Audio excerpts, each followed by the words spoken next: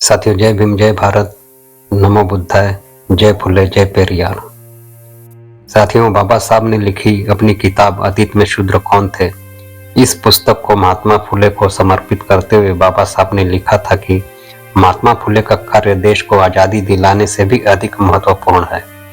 जब हिंदू धर्म में ऊंची जाति के लोग निचली जाति के लोगों के साथ गुलाम जैसा व्यवहार करते हैं, बाबा साहब अम्बेडकर ने वे पुस्तकें महात्मा फुले को भेंट की।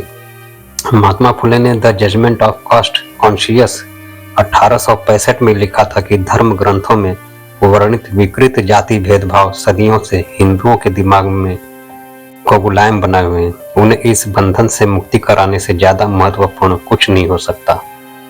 बाबा साहब ने अपनी प्रसिद्ध पुस्तक डिस्ट्रक्शन टू कास्ट सिस्टम यानी जाति का विनाश में इसी सिद्धांत का पालन करते हुए जाति व्यवस्था के स्रोत मनुस्मृति शास्त्र को नष्ट करने का आह्वान किया था। जिस प्रकार ज्योतिबा फुले शूद्रों और अति शूद्रों की मुक्ति के लिए प्रयासरत थे, उसी प्रकार वे महिलाओं की मुक्ति के लिए भी प्रयासरत थे। उन्होंने महिलाओं के बारे में लिखा कि महिलाओं की शिक्षा के दरवाजे पुरुषों द्वारा बंद कर दिए गए थे ताकि उसे मानवाधिकार का पता न चले। महिला मुक्ति के लिए ऐसी कोई लड़ाई नहीं जो ज्योतिबा फुले ने अपने समय में न लड़ी हो। ज्योतिबा फुले और सावित्रीबाई अपने परिवार को स्त्री पुरुष समानता का प्रतीक बनाकर समाज और राष्ट्र में समानता की लड़ाई लड़ते रहे।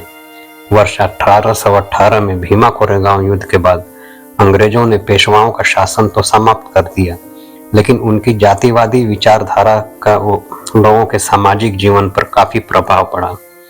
पुणे में शूद्र, अति शूद्रों और महिलाओं के लिए शिक्षा के दरवाजे बंद कर दिए गए।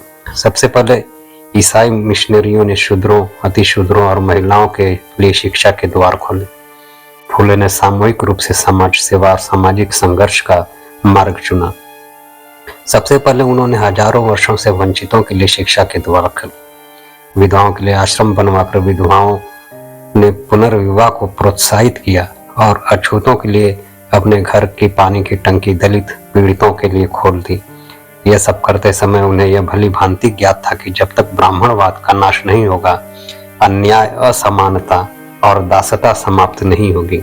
इसके लिए उन्होंने 24 सितंबर 1873 को सत्यशोधक समाज की स्थापना की।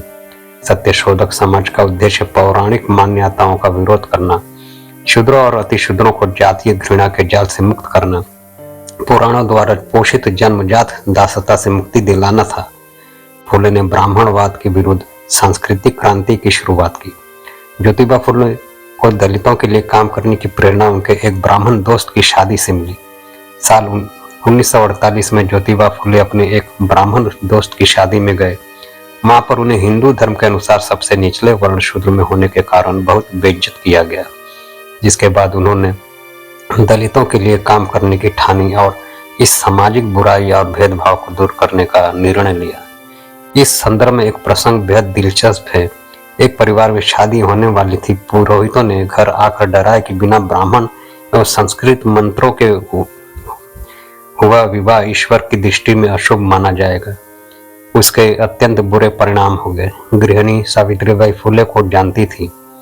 फुले को पता चला तो उन्होंने सत्यशोधक समाज के बैनर तले विवाह संपन्न कराने का ऐलान कर दिया। सैकड़ों सदस्यों की उपस्थिति में वह विवाह खुशी खुशी संपन्न हुआ। लोगों ने शादी, विवाह, नामकरण आदि अवसरों पर पुरोहित को बुलाना छोड़ दिया। इससे ब्राह्मण पुजारियों निचली जातियों को यह कहकर भड़काना शुरू कर दिया कि बिना पुरोहित के उनकी प्रार्थनाएं ईश्वर तक नहीं पहुंच पाएगी। घबराए हुए लोग फुले के पास गए। फुले ने उन्हें समझाया कि तमिल, बंगाली, कन्नड़ आदि गैर संस्कृत भाषी लोगों की प्रार्थनाएं ईश्वर तक पहुंच सकती है, तो उनकी अपनी भाषा में की गई प्रार्थना को ईश्वर भला कैसे अनसुना कर सकता है। उन्होंने कहा कि जहां बहुत जरूरी हो वहां अपनी ही जाति के अनुभवी व्यक्ति को पुरोहित की जिम्मेदारी सौंपी जा सकती है।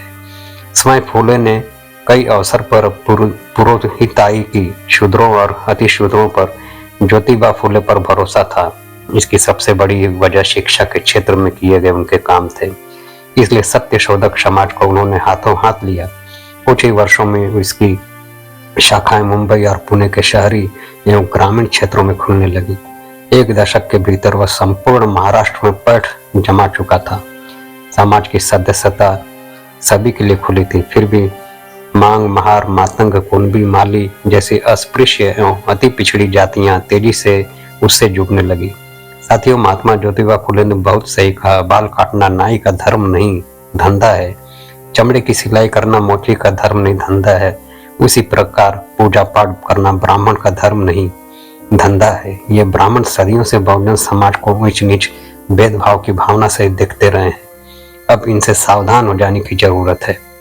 साथियों, 1890 में महात्मा ज्योतिराव फूले की मृत्यु के बाद सावित्रीबाई फूले ने सत्य शोधक समाज का नेतृत्व करने की जिम्मेदारी संभाली।